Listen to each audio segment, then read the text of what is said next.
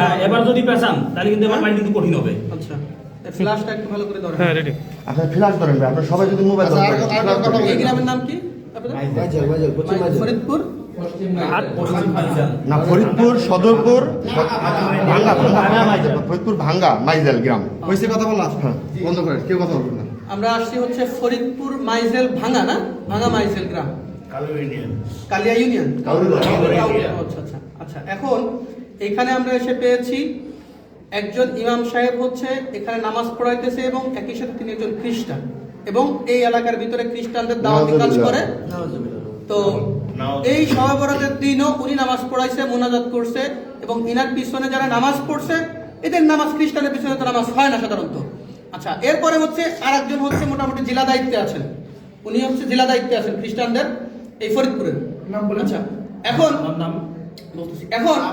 সর্বশেষ যে ইমাম সাহেবকে দাওয়াত দিছে ওই ইমাম সাহেবের মাধ্যমে আমরা জানতে পারছি যে তিনারা খ্রিস্টান। এখন যাকে দাওয়াত দিছে সরাসরি তার মুখ থেকে আপনারা একটু শুনেন যে তাকে কি বলে দাওয়াত দিয়েছিল এবং কেন আজকে তারা এসেছে, বলেন।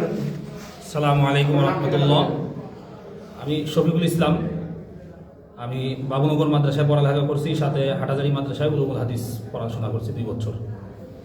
আমি এই এলাকায় নতুন ইমাম নিয়োগ হয়েছি, সেই সুবাদে ওনাদের সাথে আর কি আমাদের একজন মুসল্লি বিভিন্ন জনের সাথে পরিচয় করাই দিচ্ছিল। সেই বিভিন্ন জনের সাথে পরিচয়ের সুবাদেই ওনার সাথে আমার পরিচয়, ওই মুসল্লি ওনার সাথে আমার সাথে পরিচয় করাই দিচ্ছে। তো পরিচয়ের পর্যায়ে উনি আমাকে বলতেছে যে ভাই আসেন, আমরা তো একই শ্রেণীর মানুষ, দুজনই আলেম, তাহলে আমাদের পরিচয়টা আর একটু গভীর হোক। আমি বললাম কীভাবে গভীর হবে? এরপরে বলতেছে যে আমরা একটা কোম্পানির কাজ করি, ওই কোম্পানিতে চাইলে আপনি আমাদের সাথে কাজ করতে পারেন। আল্লাহর রহমতে চাইলে এখানে টাকা পয়সার আপনার কোনো অভাব হবে না। আপনি আপনাদের সাথে থাইকা আমেরিকা, লন্ডন, বড় বড় রাষ্ট্র আপনি সফর করতে পারবেন, ভ্রমণ করতে পারবেন, টাকা পয়সা নিয়ে চলবেন। আর মসজিদে ইমামতি করে কয় টাকা দেয় আর আমাদের? আমি বললাম যে কী কাজ এটা? বলতেছে দিনের দাওয়াত। এই দিনের দাওয়াত করে টাকা পাওয়া যায়, এটা এমন কি দিনের দাওয়াত বলেন আমাকে বিস্তারিত খুলে। উনি বলতেছে কয় সব নবীর কথাই তো কোরআন শরীফে আছে, তাই আমরা শুধুমাত্র করি কি ঈসা নবীর দাওয়াতটা আমরা বেশি দিই, অন্য কোনো নবীর আমরা দাওয়াত দিই না, আর আমরা তাকেই মানি। তা আমি বুঝতে পারলাম যে এখানে আসলে উনি খ্রিস্টান মিশনারিদের একটা কাজ চক্রান্ত, যার কারণে আমি ওনাকে আস্তে আস্তে আস্তে আস্তে আমার লাইনে আনার পর্যায়ে এক পর্যায়ে গত পরশুদিন ফোনে আমার সাথে বলতেছিল যে কোরআনের মধ্যে মুহাম্মাদের নাম আর কয় জায়গায় আছে, তার থেকে আমাদের ঈসা আলাইহিস সালামের নাম, মাসিহা ঈসার নাম আরো বেশি জায়গায় আছে, এরকম বলতেছে। পরে আমি গতকালকে সর্বশেষ জিজ্ঞাসা করি যে ভাই আমার, তাহলে উনি আমাকে অনেকদিন ধরে পারাপারি করতেছিল যে আমাকে কি দিবে, ওই তরিকা দিবে, কিছু কিতাবাদি আমাকে দেওয়ার কথা ছিল, কিন্তু তরিকা না দেওয়ার কারণে কিতাবাদি উনি আমাকে দিচ্ছে না। বলতেছিল তরিকা যদি আপনি নেন তাহলে আপনি কিতাবগুলি আমাদের থেকে নিতে পারবেন, এছাড়া তরিকা না দিলে আপনি আমাদের কোনো কিতাব পাবেন না। বললাম যে তাহলে কি করতে পারবেন? আপনাকে আগে তরিকা নিতে হবে। তরিকা কিভাবে নিব? এই তরিকা নেওয়ার জন্যই আজকে আমার এখানে আসা। যাওয়ার কথা ছিল প্রথমে ফরিদপুর, কিন্তু আমি ফরিদপুর যখন যাচ্ছিলাম না তখন এখানে আসলাম। এখানে এসে আজকে আমাদের কার্যক্রম যেটা ছিল সেটা হচ্ছিল গিয়ে যে উনি আর আমি দুজন মিলে নদীতে নামবো। আজকের প্রোগ্রাম যেটা ছিল সেটা হচ্ছিল কি আমরা দুইজন একসাথে নদীতে নামবো। উনি আমার মাথার উপরে এভাবে হাত দিবে, হাত দিয়ে বলবে যে আপনি কি মাসিহা ঈসাকে একমাত্র মুক্তিদাতা হিসেবে মেনে নিলেন এবং এই ধর্মের উপর কি আপনি থাকার জন্য প্রস্তুত? আমি তখন বলবো যে হ্যাঁ। বলার পরে উনি আমার মাথা ধরে চাপ দিবে, আমি পানিতে ডুব দেবো, এরকম নাকি 3 বার করা হবে।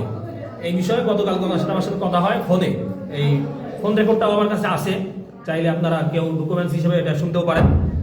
এই হিসাবে আজকে আমার এখানে আসা। তা ওনাদের গত 1 তারিখে ঢাকায় একটা প্রোগ্রাম হওয়ার কথা ছিল, হয়েছেও সেটা। আমাকে উনি যেটা বলছে যে এখানে নাকি শত শত আলেম নাকি থাকে উপস্থিত, যারা বাংলাদেশের বিভিন্ন প্রান্তে মসজিদ মাদ্রাসার খেদমতে আছে। আমার সাথে ওনার সাথে ভিডিওতে কথা হয়েছে, ওইখানে উনি আমাকে পরিচয় করা দিচ্ছে একজন আলেম যে সে নাকি মিশর আল আজহার বিশ্ববিদ্যালয় থেকে নাকি পড়ালেখা করে আসছে। তাই উনি আমাকে যখন পরিচয় করা যায় তখন উনি এখান থেকে বলতেছে কাইফা হাল, আমিও এদিক থেকে বললাম যে কাইফা হাল ইয়া আখি আলহামদুলিল্লাহ ইবি খায়র, এরকম বললাম। এরপরে দেখুন উনি আমার বাংলা বলতেছে। তাই বুঝলাম যে উনি মিশর থেকে পড়ালেখা করে আর যদিও আসে নাকি সত্য না মিথ্যা আল্লাহ জানে, তবে উনি আর কি আরবি কিছু পারে। এইভাবে করে আর কি কথাগুলো বিষয়গুলো আগাচ্ছিল। পরে আমি আমাদের ভাইদের সাথে, আমাদের মোনাওয়ার ভাই, তারপরে ওই পাশে একটা মোনাওয়ার ভাইয়ের মাদ্রাসা আছে, মাদ্রাসার শিক্ষক উস্তাদ সবার সাথে আমি পরামর্শ করি বিষয়টা নিয়ে যে ভাই কীভাবে কী করা যায়। কোনটা আমাকে বাকি দিক নির্দেশনা দেয় যে আপনি এইভাবে করে আগান, তাহলে আশা করা যায় আমরা আমাদের বড় একটা গ্রুপকে ইমানের হেফাজত করতে পারবো। এই হচ্ছে আমাদের আজকের বিষয়। তো বাদ বাকি কথা তাই আশা করি স্বীকার করতে হবে এই জন্যই কারণ ওনার সকল প্রকারের ডকুমেন্টস আমাদের কাছে অলরেডি আছে। আমার কাছে আছে। এই যে কিতাবগুলি দেখতেছেন, এই কিতাবগুলো উনি আমাকে আগে অনেকবার বলছে যে কিতাবগুলো ওনার কাছে আছে, কিন্তু দিবে না কেন? তরিকা না আনলে নাকি কিতাব দিতে পারবে না। এই জন্য গতকাল আমি আসছিলাম ওনার মসজিদে, আইসা আমি মসজিদ থেকে ওনার কিতাবগুলো উনি আমাকে দেখায় নাই, কিন্তু আমি সিস্টেম করে আমি দেখছি কিতাবগুলো, আমি দেখে গেছি। এই কিতাব আর তরিকা এই দুটো নেওয়ার জন্য আজকে মূলত এখানে আসা। তো আমি আপনাদের কাছে আবেদন করবো যে টাকা, হ্যাঁ কিছু টাকাও দেওয়ার কথা ছিল। আমার সাথে ওনাদের একজন আছে, আলেম আছে, যে কুমিল্লা আছে, মুফতি আকিদুল ইসলাম, কুমিল্লা দাউদকান্দিতে আছে, একটা মসজিদের ইমামতি করে, সাথে একটা দাখিল মাদ্রাসা উনি শিক্ষকতা করে।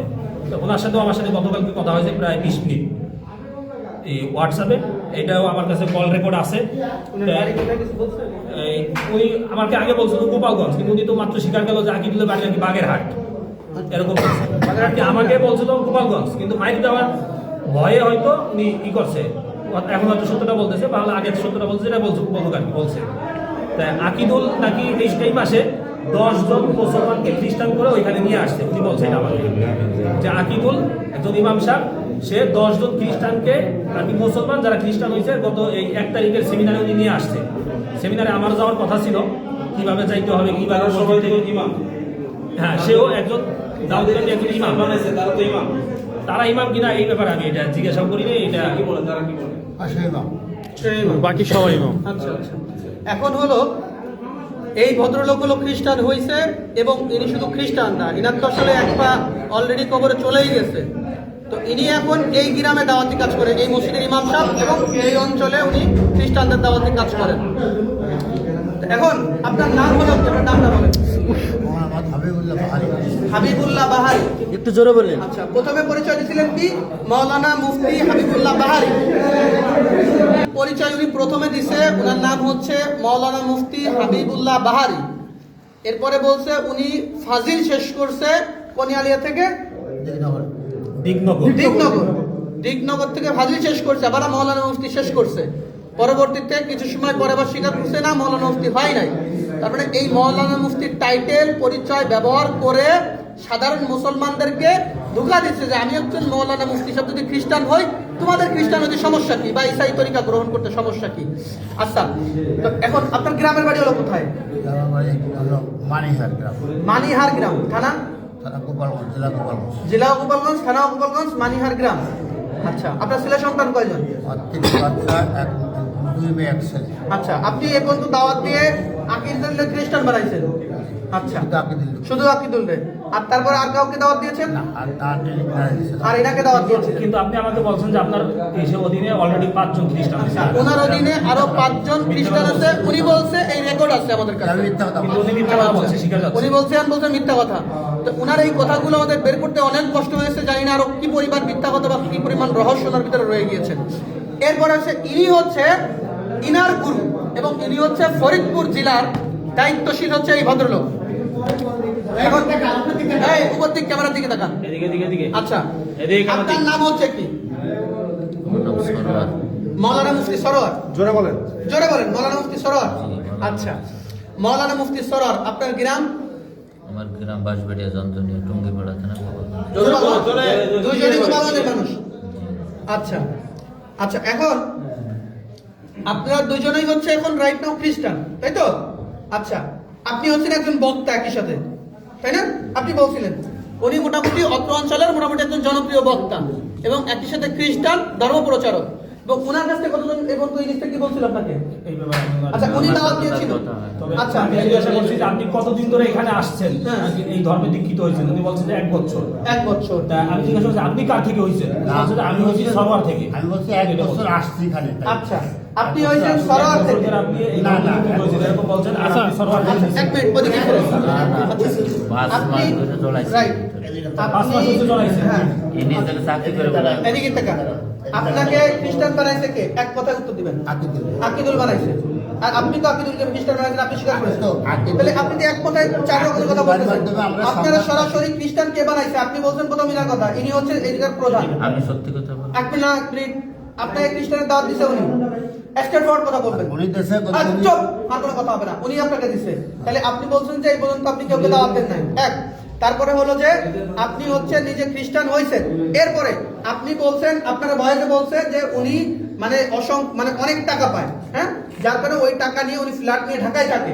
একজন ইমাম সাহেবের পক্ষে তো ঢাকায় ফ্ল্যাট নিয়ে 2-3টা ফ্ল্যাট নিয়ে থাকা কি সম্ভব? বলেন না।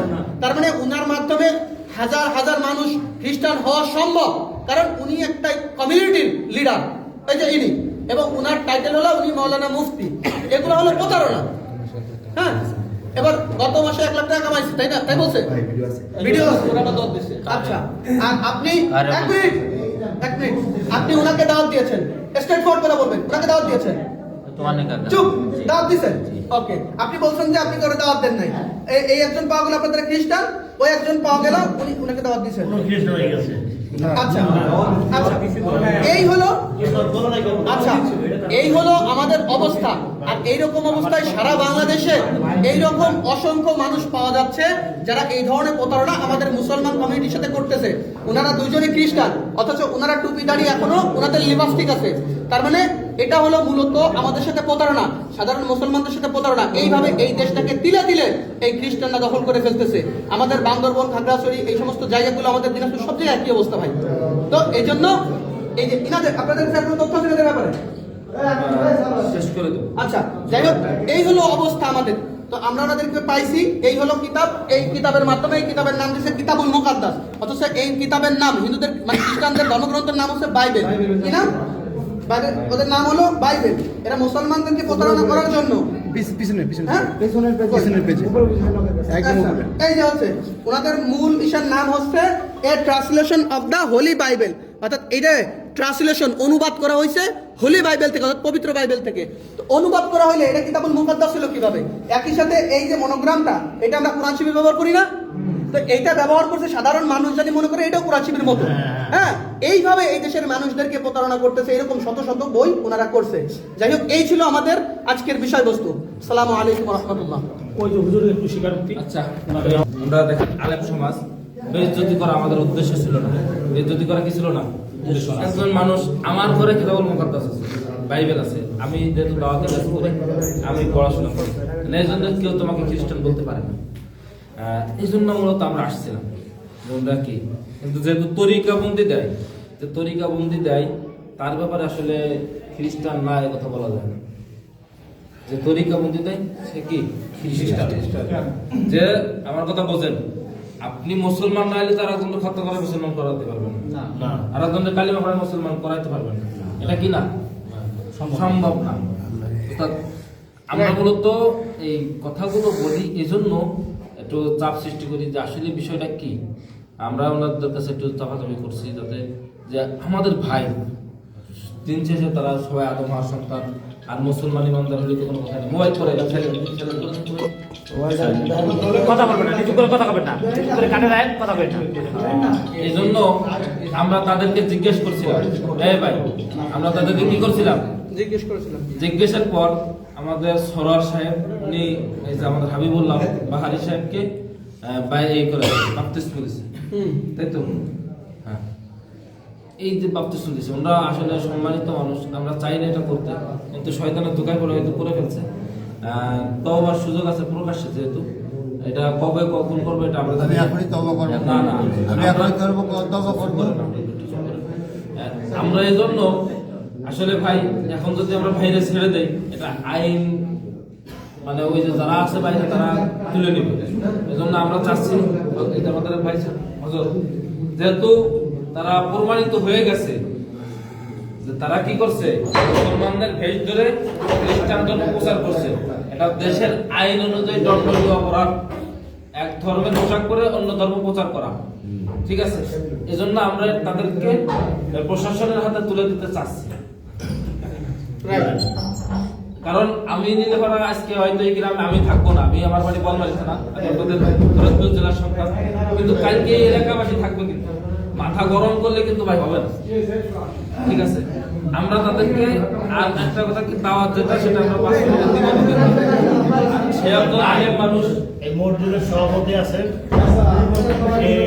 তারা থেকে আমরা বেরোয় যাবো, সবাইকে নিয়ে যাবো। আপনারা যে কোনো ভাবে স্থানীয় যারা আছেন তারা কি করবেন, মানে না আমরা চলে গেলে তো ভাই, হবে না। মাঝখানে একটু বলি, উনি যেখানে বর্তমানে আছে ওখানে অলরেডি কিছু আমি লোক পাঠাই দিয়েছি নগরবন্ধার ওই চারঘাট এলাকার ভিতরে হ্যাঁ। ওনার মাদ্রাসায় যেতেছে, এই বিষয়ে আমরা কি করতে পারি? ওই বিষয়ে যদি উনি ফিরে আসে বা ওই এলাকায় কাউকে দাওয়াত দিছে কিনা, আসলে তো এগুলো কাজ লং টাইম করা লং দরকার। টাইম ওই মাদ্রাসার শিক্ষকরা খ্রিস্টান হওয়ার শিক্ষকদের সম্ভাবনা আরো খুব বেশি। ওই এগুলা- মাদ্রাসার এগুলা সকল নিও না। শিক্ষক খ্রিস্টান হওয়ার সম্ভাবনা প্রধান বেশি। শিক্ষক তার মত অনুযায়ী মানুষকে নেয়। হ্যাঁ, আমাদের কালিয়াতে এরকম ঘটনা পাওয়া গেছে যে মাদ্রাসাটা পরিচালনা হচ্ছে খ্রিস্টানদের টাকায়। না, সুতরাং খুব সম্ভাবনা আছে ওনার মাদ্রাসার পুরো সিস্টেমটা এই ওনাকে পানি দেন তো একটু।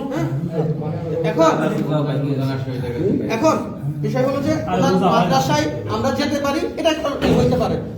আর আরেকটা বিষয় হলো দাঁড়ান, চুপ করেন। সভাপতিকে মাদ্রাসা আমি একটু বলছি, সভাপতিকে আমার ভিডিওটা বন্ধ এখন। সভাপতি আপনি না